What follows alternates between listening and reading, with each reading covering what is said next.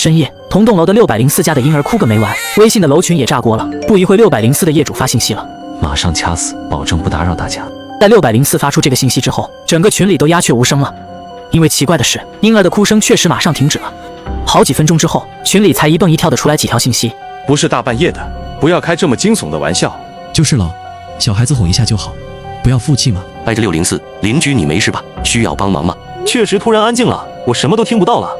不会真出什么事了吧？小孩子怎么一下就不哭了？在602说完这句话后，大家又陷入了沉默。我也彻底没了睡意，因为我住在601，和604在同一楼层。在我有限的印象里，我记得604住着一个奇怪的一家3口，男主人是个瘦高的老实人，一眼就能看出他性格孤僻，哪怕是碰面的时候，他会很有礼貌地打招呼，聊起他的妻子和未满周岁的孩子，但明显的是尬聊。女主人更是从来没有见到过，或许是我只有上下班才出门，而他忙着照顾孩子一直待在家里吧。这家人实在奇怪，男主人也透着诡异。这么一想，他还真有可能做出极端的事。好在最后是虚惊一场。604，别下完我们就睡了，再不解释一下，我可要报警了。是开玩笑的，孩子他妈刚起床喂奶，哄好了，不哭了。我这才松了口气，但奇怪的是，群里再也没人搭话，可能大家都被吓着了吧。我正打算放下手机继续睡觉，没想到另一个群突然弹出消息，点开一看，是前阵子刚搬进来时团购家具的群，里面没有604。你们没发现吗？604家不对劲。哪里不对劲啊？之前哭了半个小时，孩子他妈都不喂奶，而且小孩子也不像大人，哭声都是由强变弱的，吃上奶也会哼唧几声，不会戛然而止的。我总觉得事情不对劲。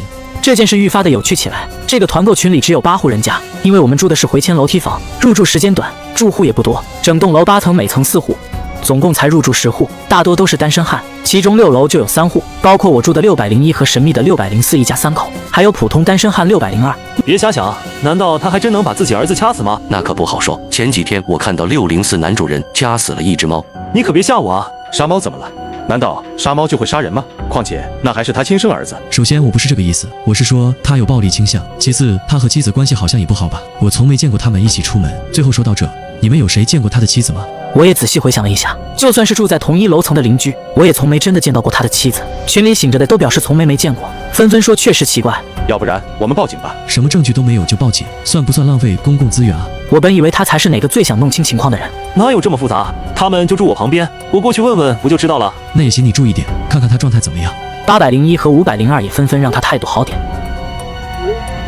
看到这里我更精神了，睡觉是不可能睡觉的。我一个翻身从床上爬起来，小跑到玄关，门外有个消防拐弯口，所以通过猫眼是看不到别人家房门的。我没开门，只是贴在门上听。我听到了关门声，肯定是602出门了。他还挺有礼貌，居然没按604的门铃，而是轻轻敲了敲门。随后诡异的事情发生了，他们之间居然没有任何对话。604开门的声音太轻，我没有听到，但关门声我听得一清二楚。我百思不得其解，这就结束了。是他们说话声音太小我没听见，还是别的什么原因？这时候群里又发来了消息，他家没什么事，是我们多虑了，都睡觉吧。我根本没听到602回家的关门声，绝对没有。他出门时明明关了门，回家怎么可能不开关门？难道他进了604？想到这里我心里一惊。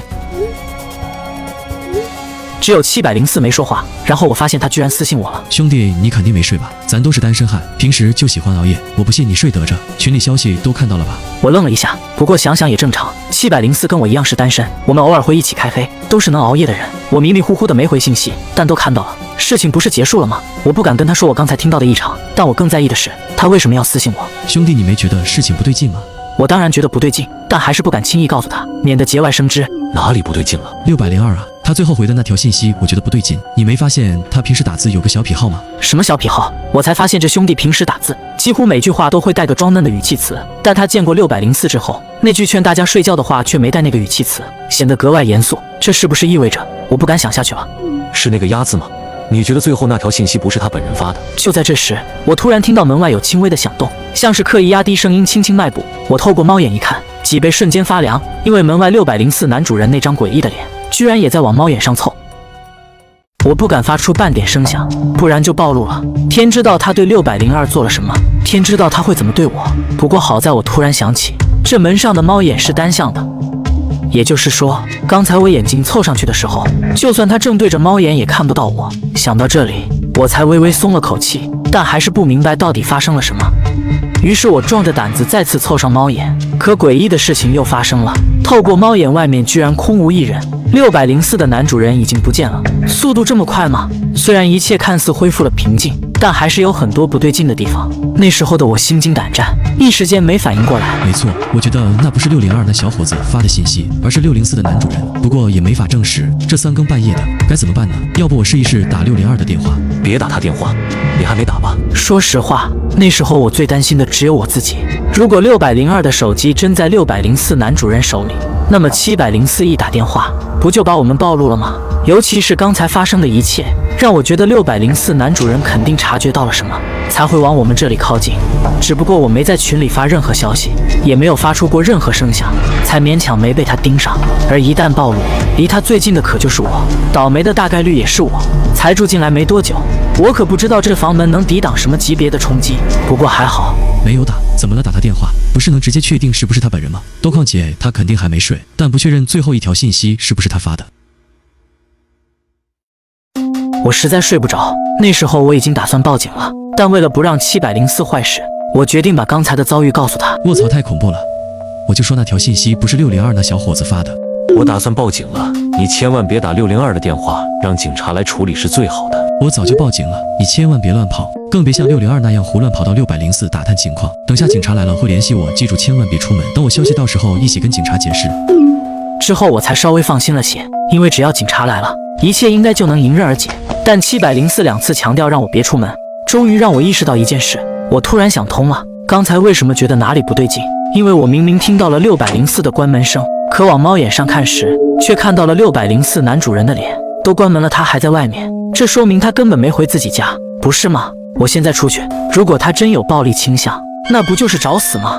显然704也想到了这一点，但那时候我脑子太乱，根本没怀疑到另一个地方。704的思路为什么会这么清晰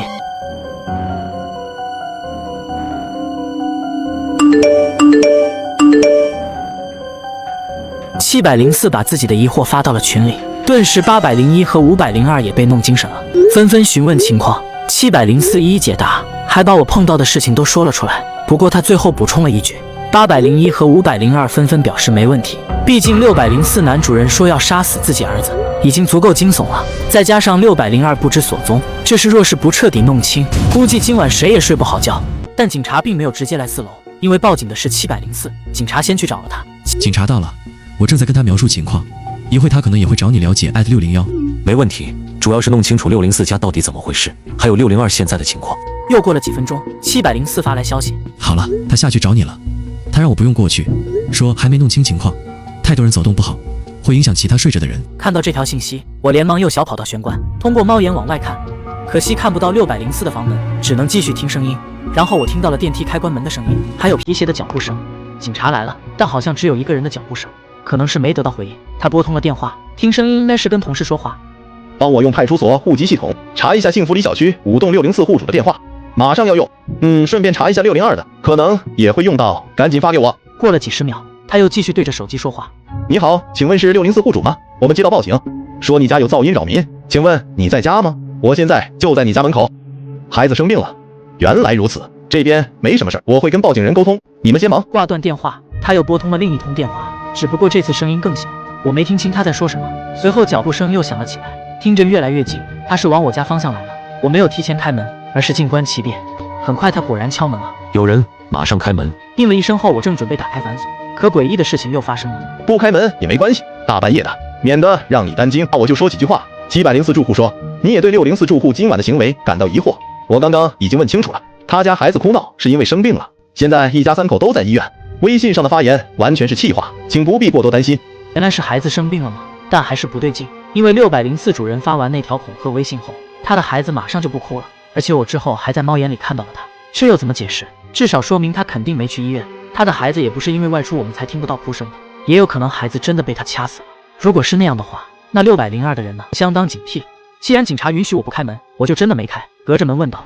好的，那602住户呢？他应该是去找604了解情况了，然后舅舅没有回家。他已经回家了，我刚刚也打了他的电话，他是半睡半醒接的，已经确认过他的人身安全，因为夜深我就没让他出来。那一刻我对自己的记忆产生了怀疑，602什么时候回家的？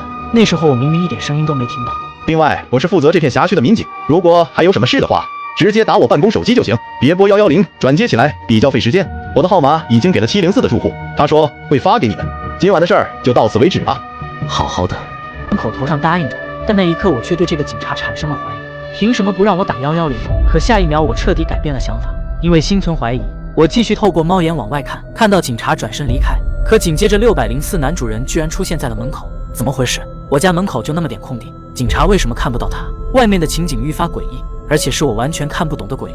警察正在等电梯，他居然毫无察觉，我都惊呆了，这到底是怎么回事？随后电梯门打开，警察走进去，转身按了按钮。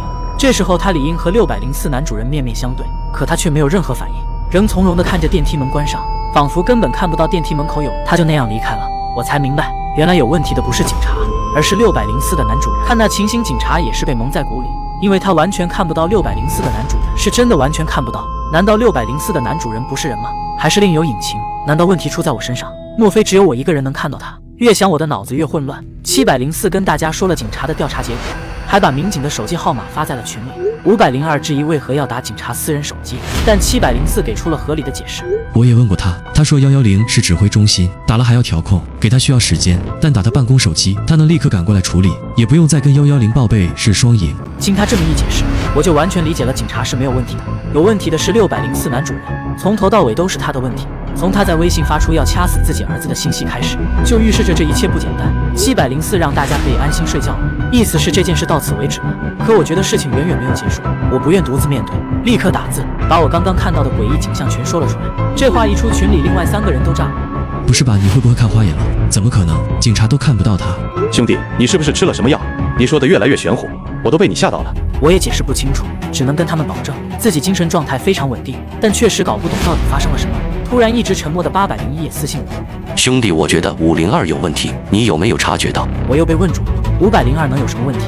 我一点感觉都没有。我们的阳台都没封窗，是可以一层一层上下攀爬的，你知道吗？他说的没错，但我还是不明白。什么意思啊？502跟602一直不对付，你可能不知道，他俩因为楼层隔音问题吵过好几次架，所以我在想，之前你听到602小伙子去敲604门时，会不会那个人根本不是602？不得不说801的脑洞是真的大，但也并非毫无依据。我也是后来才知道他为何会说出这样的话，况且我完全不知道502和602还有这样的恩怨，当时我也没弄清楚情况。不是602小伙子，难道还能是502吗？没错，502敲完门就往楼下跑，所以他根本不需要回到602，不是吗？你是说502从阳台爬上了602，然后？我也只是猜测而已，你为什么能看到604房主我不清楚，但如果前面的事跟我猜想的一样，或许502已经把602杀了。这段话让我浑身发凉，为什么801会突然有这么可怕的想法？就算吵架也不至于杀人吧。针对502，我们突然建了个小群，群是801拉的，自然把502排除在外，只有我和704。我还在混乱中，他俩已经滔滔不绝地商量起来，再报警肯定不行，警察才刚走，乱报警的话，说不定今晚都得去派出所。但置之不理也不行，如果真有危险发生，大家都可能遭殃。他们讨论半天，总结出2个关键点：一是604男主人，这个人肯定有问题，说不定他已经把家人都害了，所以婴儿才会瞬间没了哭声。他接警察电话时，很可能还在家里演戏。2是602小伙子，他大概率如801所说那样已经遇害，不然不会像换了个人似的。只不过是502还是604下的手，这一点不好猜测。只要能找到一点点线索，就可以报警了。问题是这线索要从哪里找？601兄弟，要不你去敲敲602的门，只要听听里面有没有回应就行。如果没有，那说明警察打电话时接电话的肯定不是他本人。没错，你去确认602的情况，我想办法查看604室内动静。如果604男主人真犯了大事，不可能一点痕迹都没有。我打算从阳台往下窥视，看看能不能发现什么。别用光照，不然一下就暴露了。我知道，会小心的。601你呢？能过去看看602的情况吗？说实话，我有些犹豫。在猫眼里看到的诡异画面已经让我心惊胆战，我不太敢开门出去。万一604男主人就等在门口，那我不就送命了？就在我犹豫不决时，又收到一条私信，是502发来的。他也不废话，直接对我说：“你有没有发现801好像跟602一样，像是换了个人似的？”到这里，我的脑子已经快转不动。801指责502有问题，502却反手说801不对劲。怎么说？你发现了什么？801之前说话很有逻辑，会用首先其次这样的助词，但他沉默大半个小时后，说话风格完全变了。确实如此，502这番话我深有同感，因为刚刚801质疑502时说的话，确实没什么说服力，一点都不像原本严谨的他。那么问题来了，我该如何验证他们谁真谁假？说到警察，我也发现不对劲，你那边是一个警察上门的，这是违规的。单独一个警察不能外出执法，必须2人同行，哪怕带个辅警也行。所以我想问你，你确定只看到了一个警察吗？是的，只有一个警察，非常确定。事情肯定有蹊跷，我得再报警才行，而且不能打那个手机号码，我觉得不对劲，直接打110。之后他就没再发信息，应该是在打110了。趁着这个间隙，我也认真梳理了今晚发生的事。突然想起一个不对劲的地方，那就是704。一开始他是不同意报警的，但后来却是他亲自报了警。如果那个警察有问题，那不就说明704也有问题吗？顺着这个思路想，一开始拉小群的也是704，他拉群之后就上演了报警的戏码，一直持续到他发那个警察的手机号码。难道那个小群是为了阻止我们打110吗？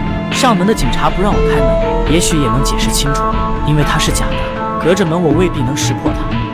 但如果开门相见，说不定一眼就能看穿他是假的。想到这里，我心里已经偏向相信502了，毕竟他真的报警了，而且打的是110。可502接下来发的信息却让我焦虑万分。打完110了，但因为说不出充分的报警理由，所以接线员说让附近巡逻警员过来查看，可能需要20到30分钟。关键是接线员说此前没收到我们小区任何报警，所以千万别出去，锁好门等警察就行。我也弄不清今晚到底发生了什么，我选择等。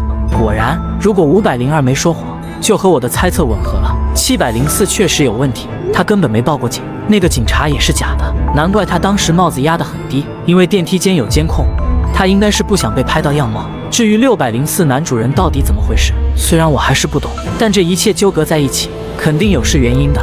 不过这都是建立在502没说谎的前提下。如果他说谎了呢？如果他猜到我要去查看602的情况，特意说这些话来阻止我呢？因为这时候801和704又在小群里催我去敲602的门了，我该怎么办？思考了好一会儿，我决定留在屋里，出去实在太危险了。但我还是耍了个小心机，在小群里说了一句：好，我现在过去敲门，等我消息。当然我肯定不会出去。然而我发现小群里我说完这句话后就安静了下来，他们都在静静等着我的反馈吗？不是的，情况瞬息万变。就在10几秒后，我突然听到阳台那边有声响，像是脚步声，但阳台怎么会有脚步声？我仔细听了一会儿才反应过来，居然是鞋子踩在墙壁上的声音。我朝阳台方向望去，看了好一会儿，才发现黑暗中有一道不易察觉的麻绳在晃荡。那一刻我慌了，想起801说过的话，他说我们这栋楼阳台都没封窗，可以上下攀爬。那么801往下爬，只要爬2层就到我的阳台了。果然有人顺着麻绳下来了，他还穿着一身制服，酷似警察的服装。我彻底明白了，或许这个人就是刚才假扮警察的人。我举着菜刀，正想着要不要冲上去先下手为强，但那个人却矫健地落在护栏上。那一瞬间，他也看到了我。我虽然手上有武器，但心里却怕得要命，脚都吓软了。不过更出乎意料的事情发生了，这个从天而降的歹徒居然保持着双手抓绳的姿势，一动不动地盯着我。比起警惕，他看上去更像是害怕。没错，他居然在害怕。鬼啊！面对这突如其来的变故，我更傻眼了。他盯着我喊鬼，不对，他盯的不是我，而是我的身后。那一刻，我也感觉到身后发凉，居然再次看到了604男主人那张诡异的脸，恐怖的脸。接二连三的刺激让我大脑一片空白，瞬间就晕了过去。醒过来的时候，事情已经结束了。我家灯火通明，而且还有好几个警察在。他们见我没事，就打算给我录口供，同时也告诉了我今晚的全部真相。原来今晚我们这里闯进了2个穷凶极恶的歹徒，他们打听到我们这里是回迁房，以为我们都是有钱人，所以打算来大干一场。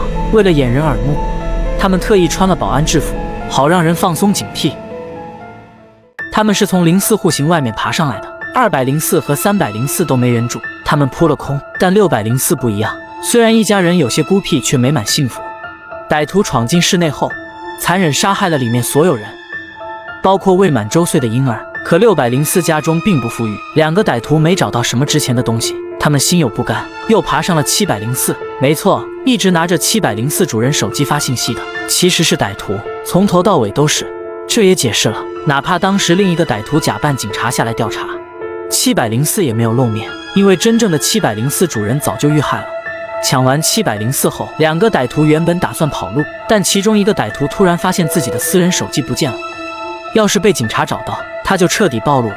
这也是他们滞留在704的原因。他们打算爬回604寻找手机。两个歹徒都很疑惑，因为他们明明确认已经杀死了婴儿，为什么还会听到哭声？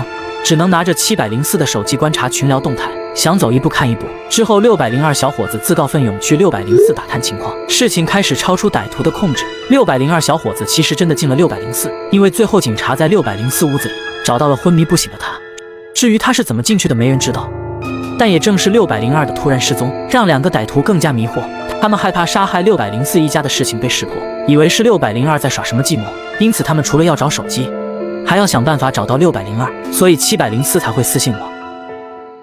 哪怕我根本没在群里说话，当时歹徒假扮警察不让我开门，除了怕我识破他的伪装，还有另一个原因，他们不知道602是不是在跟我一起演戏。如果是这样，他一个人闯进我的房子，说不定会被我们反杀。而在歹徒假扮警察跟我说完话后，两名歹徒直接冲上8楼，杀害了801的住户，目的只是为了占据有利方位。我住的是601，502猜的没错，801确实被换了人。他们多次试探后，最终决定让一名歹徒从阳台潜入，试图把我和藏在我这里的602一起杀掉。但不幸的是，他被604男主人吓得直接坠楼了。另一名歹徒也跟着坠楼了，因为他身上的安全绳和坠楼歹徒的绑在一起，他甚至一头撞在了对方的头骨上，加速了两人的死亡，可谓是死有余辜。这就是这个离奇夜晚发生的一切。我们唯一无法解释的就是604的男主人，他是化成鬼魂了吗？当然，警察的笔录里不可能这样记载，但我至少知道他根本没有害我的意思。因为我还发现一点，是他拿了602小伙子的手机发消息，说他家没什么事，我们多虑了，都睡觉吧。他为什么要这么做？明明他一家3口都遭遇了不幸，天大的不幸。他甚至可以用信息告知我们真相，却没有这么做。可能是因为他觉得歹徒太危险了，宁愿让我们置身事外。他已经遭受了不幸，所以希望我们能平安。